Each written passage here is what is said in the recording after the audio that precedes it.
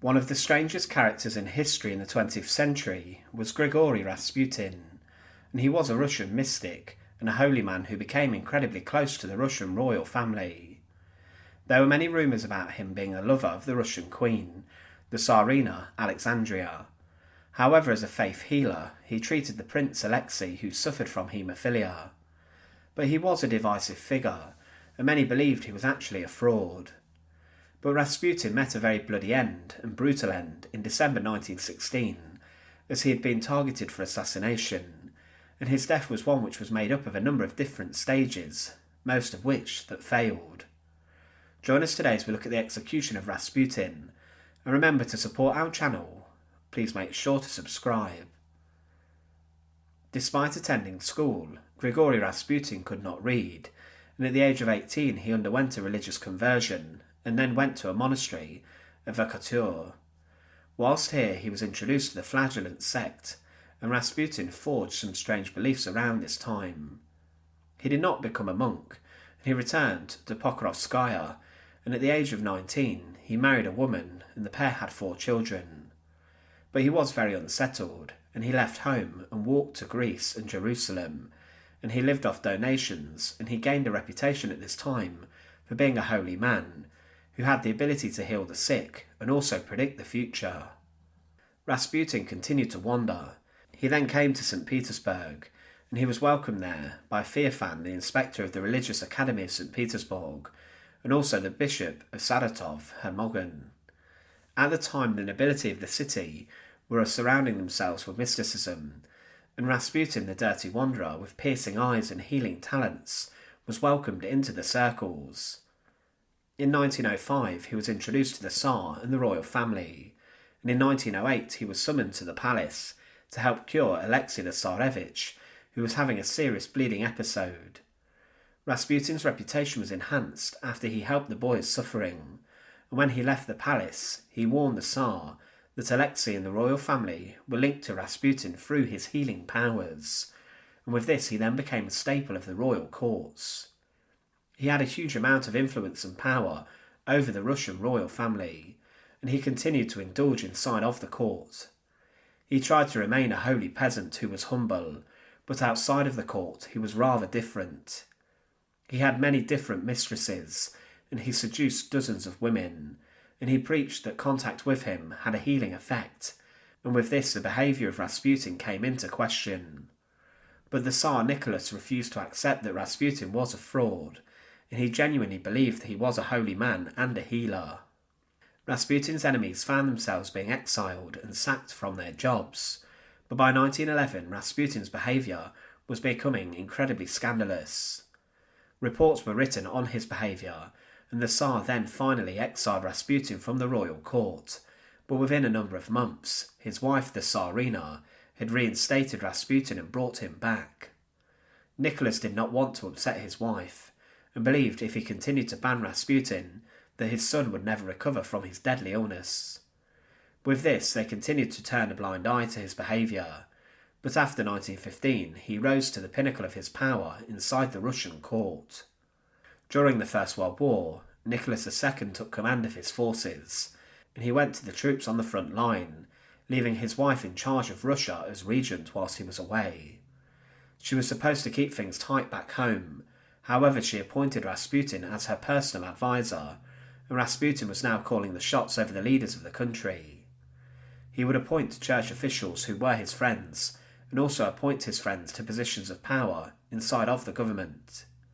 He also tried to intervene in military affairs, but Rasputin would try to brutally put down anyone who dared to question him. Throughout the years, though, there had been a number of attempts to kill Rasputin and to save Russia from his ideas and power, but eventually in late 1916, assassins would catch up with him.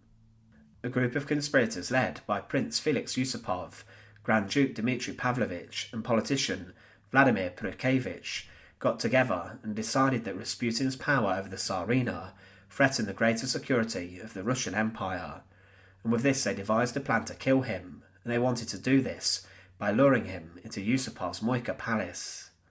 It was in the early morning of the 30th of December 1916, in which Rasputin would be killed. His death was one which had a number of stages, and it's believed that it was a bit of a calamity. Yusupov was to befriend Rasputin and attract him to the palace, and the conspirators would use nightfall to then dispose of his body after the murder. Yusupov would use his wife as bait to lure Rasputin into sleeping with her, but his wife refused to take part. A month before the murder, Yusupov had been recommended to speak to Rasputin, as he had been complaining of chest pains, and the pair met a number of times. Yusupov did mention how his wife was, and it was arranged for Rasputin to meet with her as planned in the plot. But Rasputin got paranoid about plots to kill him. But at midnight on the planned day, he got changed and told people where he was going. The conspirators met in the palace in the basement dining room, and they had wine and pastries on the table. They had in them crushed cyanide crystals and were ready to be eaten by Rasputin. There was enough poison in them to kill him. At 12:30, Rasputin was picked up to go to the palace, and he and Yusupov entered via a side entrance. It was explained that his wife would be down later, and Rasputin was offered the poisonous pastries, and he initially turned them down and also refused a drink. But then Yusupov left the room, and then on his return he found Rasputin eating the pastries and drinking the wine, having given in to temptation. The cyanide should have worked, but nothing happened, and Rasputin did not seem affected by it. He had eaten enough poison to kill an elephant, but he did not succumb to it. It was clear that by 2:30 a.m. that other action was needed. Yusupov took a gun from Pavlovich and went to Rasputin, who did not notice a weapon behind his back. Yusupov told Rasputin to look at the crucifix and say a prayer, as he fired a bullet into his chest. Hearing the gunshot, the others ran into the room, and Rasputin was on the ground, and he convulsed after a few minutes and went still. But they believed they had killed him. However, an hour after, his body was still warm. When Yusupov shook the body, Rasputin's left eye was open, and he was clearly still alive. Rasputin then jumped to his feet and rushed towards Yusupov and grabbed his neck, but then he got free and shouted to the others. Rasputin had a crazed look in his eye, and he ran across the courtyard of the palace. But then Purishkevich fired at him, and a third shot hit him in the back.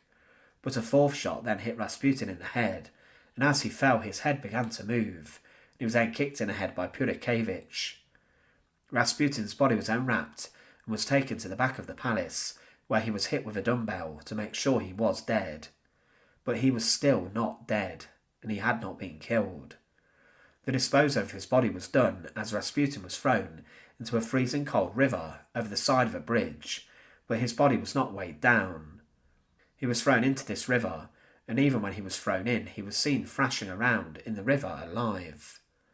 2 days later, his body was found under the ice-covered river, and the body was found with 2 hands raised, meaning he was still alive under the water and had tried to untie the rope that secured him with his hands. It was found in his body that there was no poison, but he had suffered 3 bullet wounds. His body was then subjected to a huge funeral, attended by the royal family, but his body was later exhumed and burned after the Tsar abdicated the throne. His death was one which was controversial, and many in Russia congratulated the assassins. His relationship with the Tsar and Tsarina had damaged Russia, and his death was one which was incredibly strange. It added to the mystery around Rasputin and whether he was actually holy, due to the fact it took a lot to finish him off. Thanks for watching. To support our channel, please make sure to subscribe, and once again, thank you so much for watching.